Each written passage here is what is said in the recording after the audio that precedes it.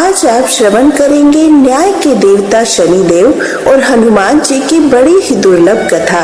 पुराणों के अनुसार शनिदेव का एक नाम कृष्ण भी है।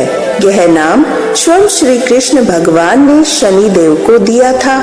आज के दिन जो भी मनुष्य इस व्रत को करता है या कथा का श्रवण करता है, उन पर शनिदेव के साथ साथ हनुमान जी की कृपा भी प्राप्त होती है, क्योंकि शनि दोष से परेशान मनुष्य इस दिन हनुमान जी की कथा को सुनने और भजन कीर्तन करने से उनके सभी प्रकार के ग्रह और साढ़े साथी भी समाप्त हो जाती है। साथ ही शनिदेव की कृपा से भक्तों को रोगों से मुक्ति मिलती है।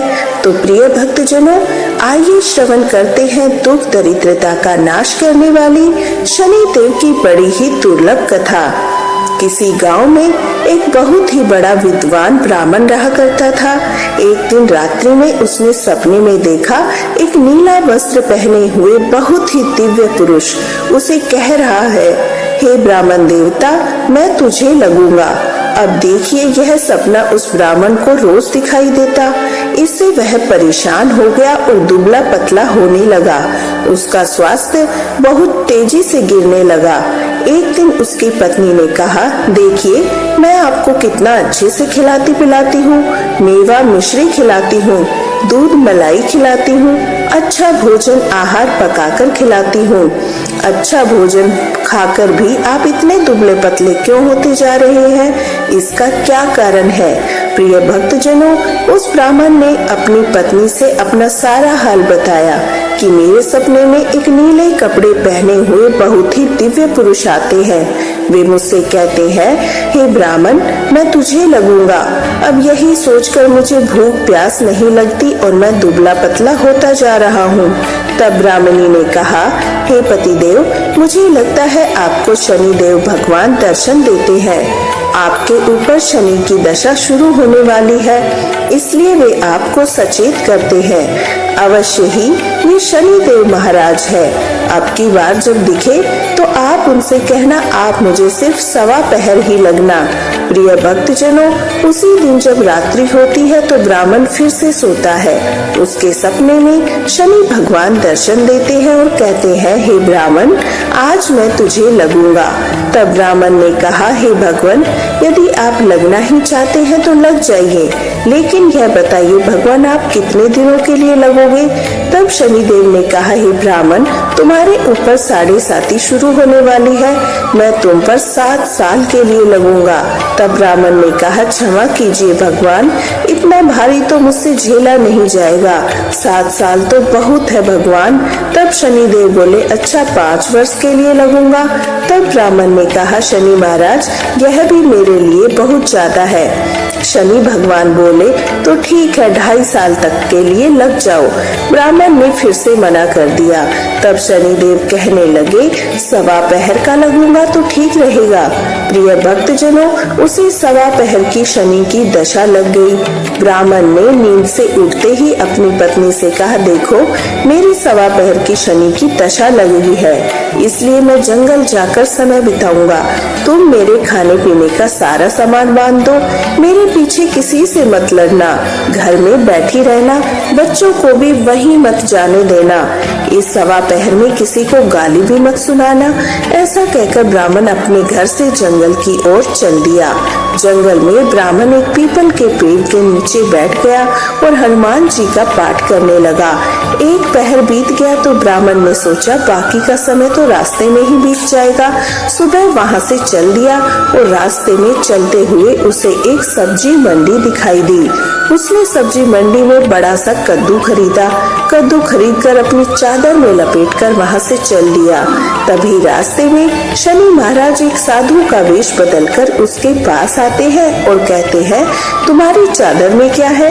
ब्राह्मण ने कहा, हे साधु महाराज, मेरी इस चादर में तो कद्दू है। साधु ने कहा, अच्छा कद्दू है तो दिखाओ। जब ब्राह्मण ने अपना चादर दिखाया तो आश्चर्य, उसमें तो राज्य के राजा के बेटे का कटा हुआ सर था।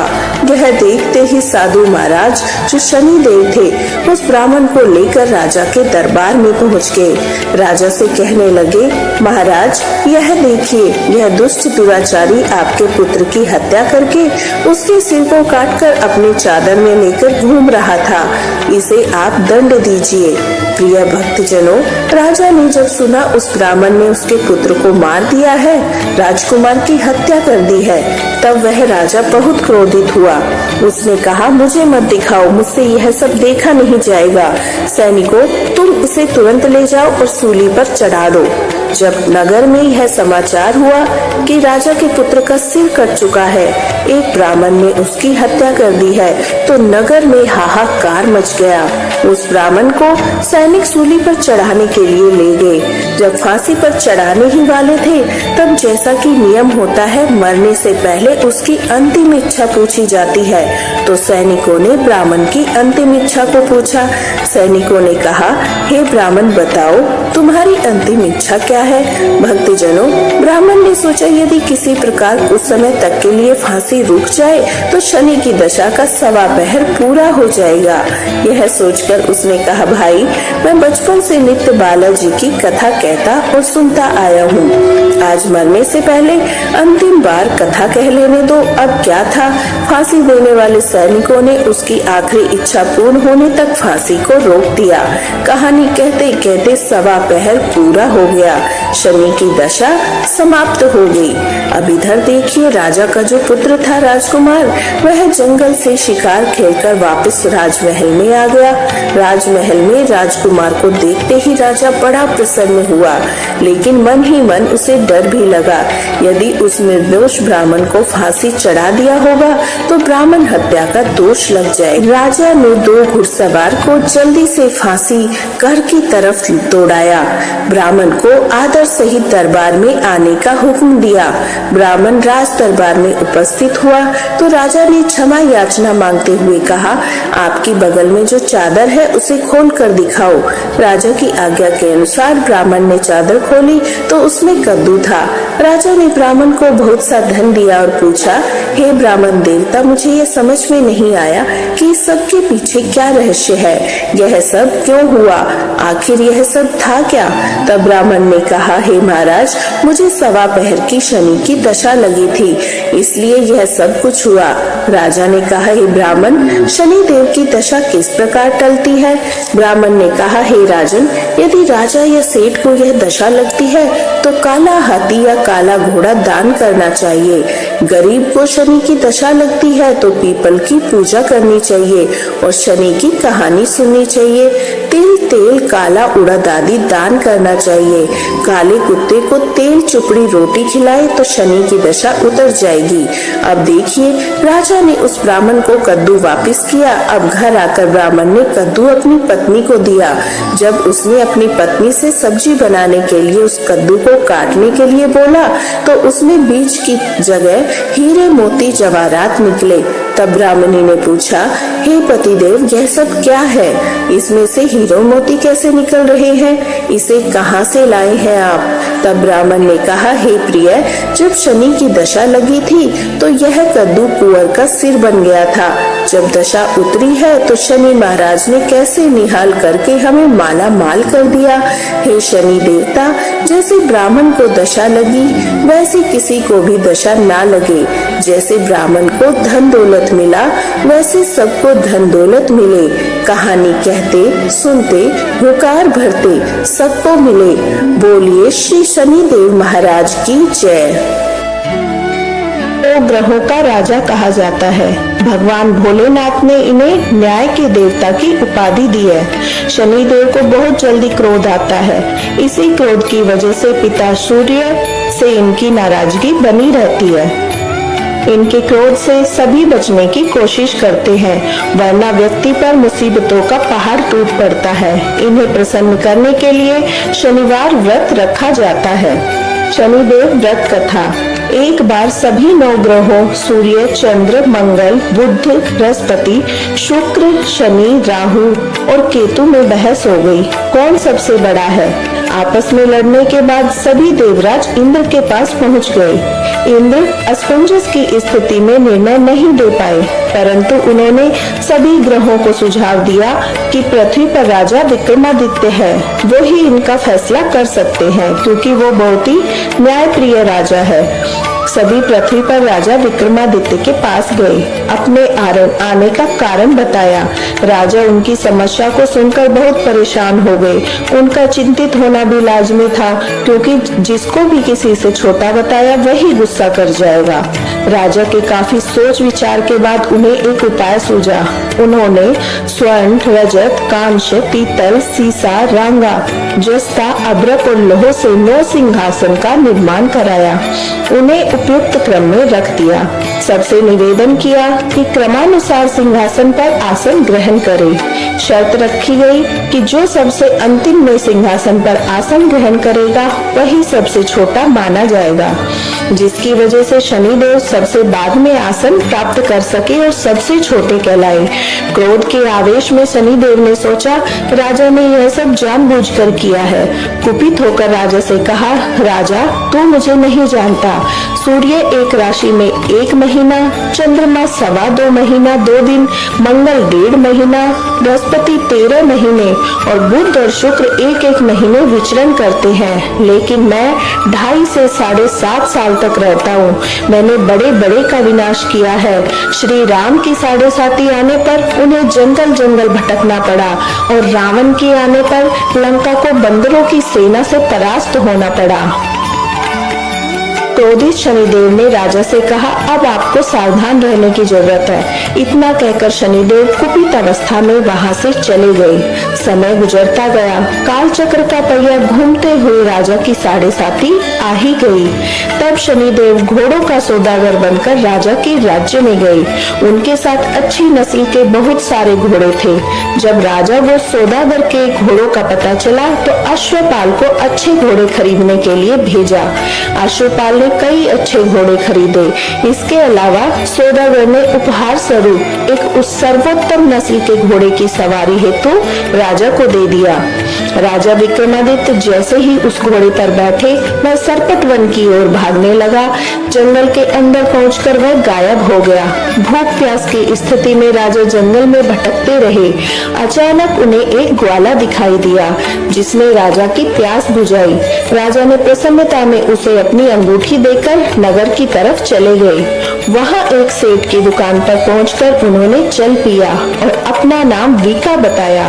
भाग्यवश उस दिन सेठ की खूब आमदनी हुई। सेठ खुश होकर उन्हें अपने साथ घर ले गया। सेठ के घर में खूंटी पर एक हार टंगा था, जिसको खूंटी निगल रही थी। कुछ ही देर में हार पूरी तरह से गायब हो गया। सेठ वापस आया तो हार गायब था। उसे लगा कि वीका ने ही उसे चुराया है। सेठ ने वीका को कोतवाल से पकड़वा दिया और दंड स्वरूप राजा उसे चोर समझकर हाथ पैर कटवा दिए। अपंग अवस्था में उसे नगर के बाहर फेंक दिया गया। तभी वहां से एक तेली निकला। दया आ गई। उसने वीका को अपनी गाड़ी में बिठा लिया। वीका अपनी जीभ से बैलों को हाँकने लगा। कुछ समय पश्चात राजा की शनि दशा समाप्त हो गई। वर्षा काल आने पर वीका मल्हार गाने लगा।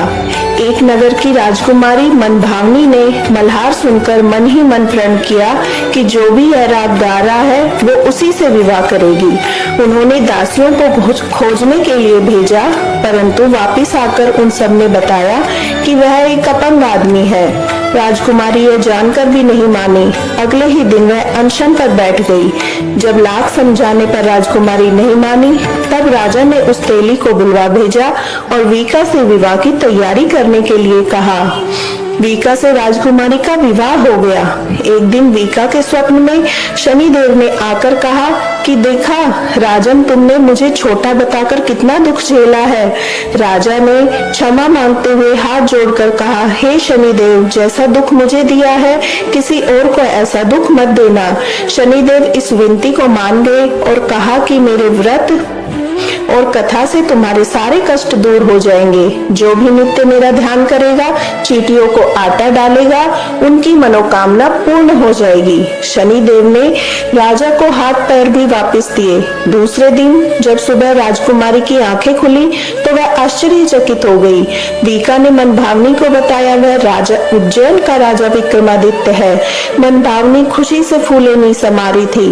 राजा और नगरवासी अत्यंत प्रसन्न हुए। जय श्री शनिदेव भक्तन हितकारी, सूरज के पुत्र प्रभु छाया मैं तारी। जय देव जय देव। जय जय श्री शनिदेव भक्तन हितकारी, सूरज के पुत्र प्रभु छाया मैं तारी। जय देव जय देव। श्यामी अंक वक्र दृष्ट चतुर्भुजाधारी, नीलांबर धारिनाथ गज की असवारी। श्यामी अंक वक्र दृष्ट चतुर्भुजाधारी, नीलांबर धारिनाथ गज की असवारी। जय देव जय देव। जय जय श्री शनिदेव भक्तन हितकारी, सूरज के पुत्र प्रभु छाया मैं तारी। जय देव जय देव। कीट मुकुट शीस सहज दीपत है लीलारी, मुक्तन की माला गले शोभित बलिहारी। कीट मुकुट शीश सहज दीपत लीलारी, मुक्तन की माला गले शोभित बलिहारी। जय देव जय देव। जय जय श्री शनिदेव भक्तन हितकारी, सूरज के पुत्र प्रभु छाया मैं तारी। जय देव जय देव। मोदक मिष्ठान पान चढ़त है सुपारी, लोहा तिल तेल उड़द महिषी अति प्यारी। मोदक मिष्ठान पान चढ़त है सुपारी, लोहा तिल तेल उड़द महिषी अति प्यारी। जय देव जय देव। जय जय श्री शनिदेव भक्तन हितकारी, सूरज के पुत्र प्रभु छाया मैं तारी। जय देव जय देव। देव दनुज ऋषि मुनि सुमिरत नर नारी, विश्वनाथ धरत ध्यान शरण है तुम्हारी। देव दनुज ऋषि मुनि सुमिरत नर नारी, विश्वनाथ धरत ध्यान शरण है तुम्हारी। जय देव जय देव। जय जय श्री शनिदेव भक्तन हितकारी, सूरज के पुत्र प्रभु छाया मैं तारी। जय देव जय देव। जय श्री शनिदेव भक्तन हितकारी, सूरज के पुत्र प्रभु छाया मैं तारी। जय देव जय देव। ऐसी ही भक्तिमय कथाओं के लिए देखते रहिए श्री राधा। राधा नाम में ही प्रेम है, भक्ति है। जुड़े रहिए श्री राधा के साथ। राधा रानी की कृपा आप सभी पर बनी रहे।